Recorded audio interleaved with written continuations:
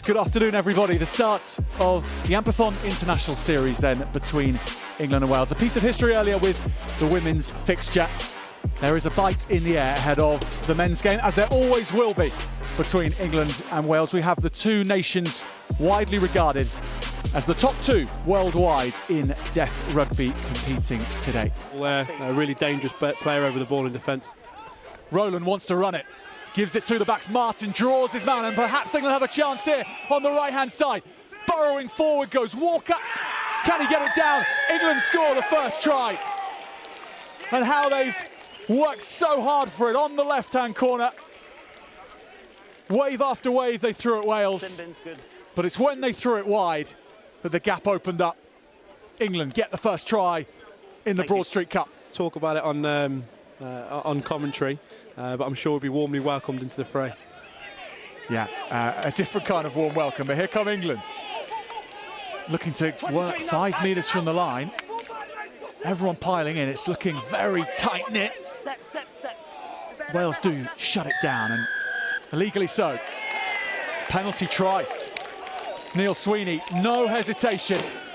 England's pack tight, driving for the line, and Wales shutting it down illegally. Well, 3 yellow cards which Wales have suffered in this game, and this time the penalty try. It's the discipline which has been stifling the Welsh effort. England go 12 points to 0 ahead, able to control where Wales attack here in the final 10 minutes. And he goes himself, Gallagher, down the blind side, going all the way. Lovely dummy from the stand-in scrum half. All that experience. The Dunvant player goes in. What a try. Successful attempt from Graham Sage. He takes England out to a 15-5 lead. Are we to have a thrilling finish if Wales can get over here? Josh Sproles is trying to hold them up. Wales so close with Captain John Cudd. Just half a metre away. For the line, and there. Neil Sweeney says no. Wales go again, and at the second placement, Wales have a second try. It's going to give them a chance in this 1 minute remaining. England-Wales encounters often so close between these two teams, and this one living up to that billing. Graham Sage penalty, which separates the two. His recall into the international fold, so important now. First man, good. England have tried to work it back. Wales with the ball. It's a knock on. Scrum. So if Wales are to do it, it is going to have to be in a month's time in the second test. England do hold on, 15 points to 12. The old man of England Deaf Rugby, Graham Sage's penalty, in the end, deciding proceedings. Wales Deaf leaving it a little late to test England's 23. England do come through. Oh, well, yes, we are going to catch up with the England coach, Sean Fletcher. Sean, I nearly lost my way there. I saw people getting excited behind the camera, but that's because you were in the house. The winning coach of the Broad Street Cup today. 15-12, a bit of a tight one, Sean. Yeah. You know, you got to take your credit. You got to take your hat off to Wales. They bought a damn sight more than I expected them to. They knew the game they wanted to play, and they drew us into that arm wrestle again, like they did at Cardiff a couple of years ago, and they just dragged us into it, and we went there. But I think a little bit of class showed at the end, and we showed what we could do. You said to me before the game that you felt that this was the best international deaf side that you've assembled in your time. Do you think it's a case of getting to know each other and settling into combinations, maybe a few nerves creeping in as well, the victory not being as emphatic as you would have liked? Yeah, no, you always want more, you always want it to be comfortable, you know, but then when you actually look at the game and how it was played, it's what the sport's all about. But yeah, we've got a really strong squad. We're a team, and it's a great group of players. They believe in what we're doing, and I think that did stand the test of time towards the end of that game. I think we held it together and we held our nerve, but Yeah, I tend to agree with you. I think the nerves got the better of us in the first half. You know, there were 9 points to be kicked over. There were 2 try-scoring opportunities that we missed.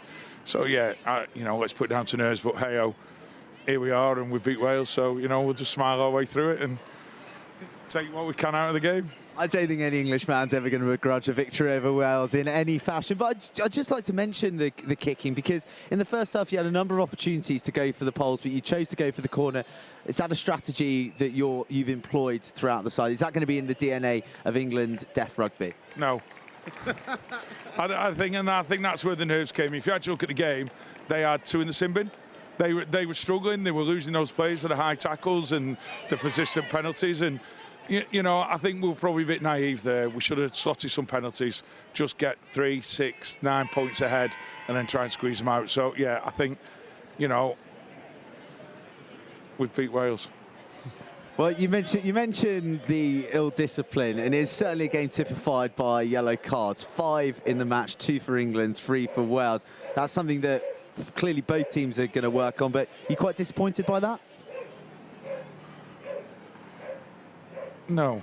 And I think you've got to, when you talk about, we talked about aggression, we talked before the game, didn't we? We talked about aggression and being physical. It's a physical game. Do you know what I mean? The rules have gone now that anything near that shoulder area, you're getting pinged, and, you know, the lads are passionate. They're doing the best. They're playing for the country, and penalties are penalties nowadays. You know, they didn't go out there to do those high tackles. They didn't go out there to injure anyone. Neither did we. And I think that's just a part of the game now. Anything above that, chest height, and you're lucky to go in the bin, aren't you? Just a bit of good old-fashioned passion for the jersey. Yeah, that's where it goes, isn't it? OK, let's talk about the Broad Street Cup as a whole, because you've got a return fixture on the 7th of March over in Wales. However, I understand you're looking to add a 3rd fixture next year and make it a 3-game series, potentially going over to Ireland. Yeah, there's some great work going on with Dave Cobner at Wales, and we're trying to do some work with Wooden Spoon. We're trying to push to get that 3rd, because what we'd like to do is play 3 fixtures. So it's not about the win on one day, it's over 3 test matches over each year. If we can get Ireland, that's to link in with IMAS over there, which is the Mixed Ability World Cup. So if we can get some funding, that's our aim. We want to go over there and take deaf rugby to Ireland and try and help them grow again.